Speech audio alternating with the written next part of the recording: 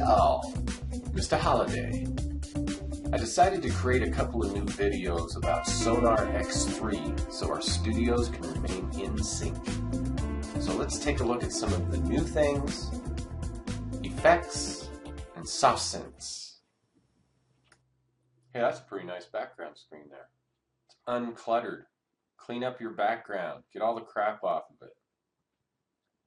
Sonar X3 Producer Edition. Let's take a look.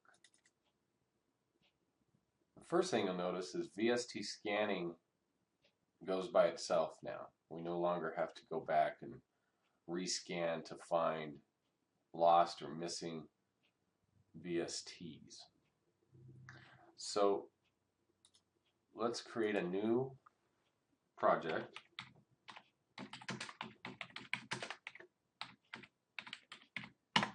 Marble Music Studios. So this loads an empty project. The only thing I have here is the master channel. First thing we want to do is go to Edit and Preferences to make sure everything's there and working. So we have our audio devices here, my Roland Octacapture. My MIDI devices, I use the mark of the unicorn. And I've also used the friendly names to represent MIDI devices to name each one of my MIDI channels so I know where they're going, because I'm a forgetful guy. The last thing I want to look at in setup is under Project Record, and in the recording mode we have comping, overwrite, sound on sound. I like overwrite. Comping is a new feature in X3, and I've not looked at that yet, but I'm sure I will. But I want it to overwrite so I don't have sound on sound recording. It just irritates me. So apply and close. So my setup is looking good. Let's take a look at some of the new features in Sonar X3 Producer Edition. In the Insert Soft Synth area, under VST2, some of the new additions in X3 are Addictive Drums, which is very cool. I picked up Addictive Keys at xlnaudio.com for free. This is a light version, but it's a nice grand piano sound. Of course, we have Battery 4 from Native Instruments. Lounge Lizard Session 4 is an awesome Rhodes piano sound. Very sweet. Another addition that they added is called Strum Acoustic Session. This is an interesting program. It allows you to use your keyboard or MIDI controller and it turns it into a guitar. You just hold down a couple of notes and it does strumming for you, so that's kind of fun. Me being a guitar player, I'm not going to use it too much, but it's kind of fun. And the rest of the VST 64-bit plugins have all of the Native Instruments toys like Contact 5. But hey, Cakewalk keeps adding new things, so Native Instruments gets lower and lower on my list.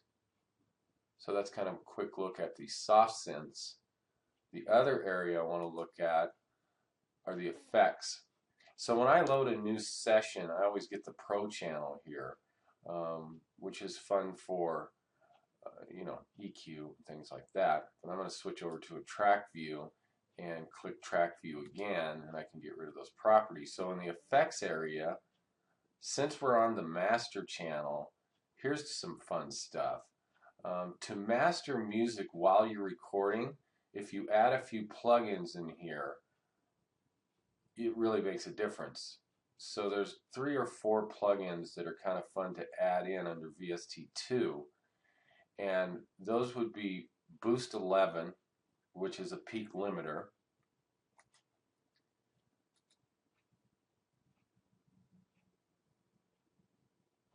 the Lp64 Multiband, which is a kind of a drag and drop EQ, or you can use the little knobs if you'd like. Another one to add is the Lp64 EQ, which again, you can just drag it around, or you can change the settings in the bins. Here's a neat tip. If your FX bin gets full, if you click this little arrow to the left of FX, it'll give you another open slot. One other really cool plugin to add to master while you're recording is under Nomad Factory Bluetooth effects. Bluetooth effects are also new in Sonar X3, but these are industry standard, top of the line stuff. So I would add in the stereo imager. This thing is crazy. It will make your music sound like a big giant circle. So for an example, just load any done wave file in here, you know, out of iTunes or whatever, or an M1460 tune, and then play with the stereo imager. It will blow your mind. So that was kind of a sidetrack I took, but really good to put these 4 effects on your master channel before you start recording, and you really get some booming sound. So let's go ahead and get rid of these so we can look at some of the other effects real quick that come in Sonar X3. So you see now they have VST3 and also VST2. VST3 is the new industry standard. VST2 is being phased out.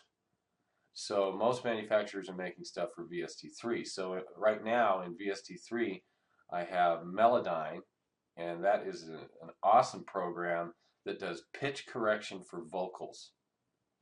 Another thing that it does is I took a vocal track and I cloned it or copied it, and then I took the entire wave and I drug it down just ever so slightly on the second one, and then when you play them both together it creates this doubling effect.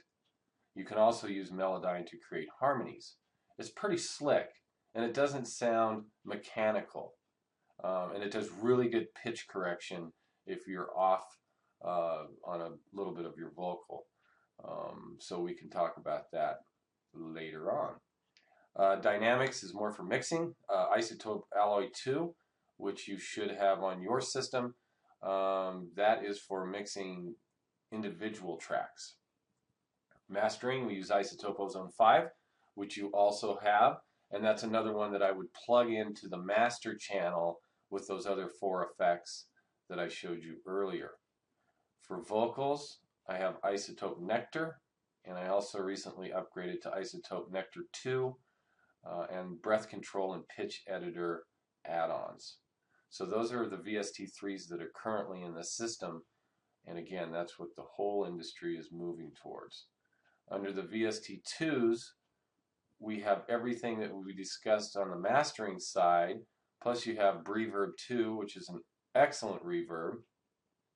And once again, you have all the Izotope VST2s, but since they're available in VST3s, I would rather use those.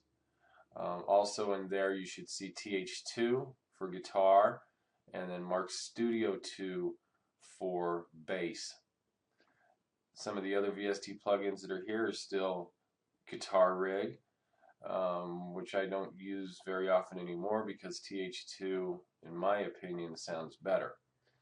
The last thing that we'll look at here, and we briefly looked at Nomad Factory, but the Bluetooth effects are just crazy, crazy stuff, used in all the big studios. So pull them up, play around with them. It's pretty neat stuff. So that's kind of a quick look at the soft synths and the effects in Sonar X3. So I'll keep making these little videos so we can try and make sure our studios remain in sync. Until next time.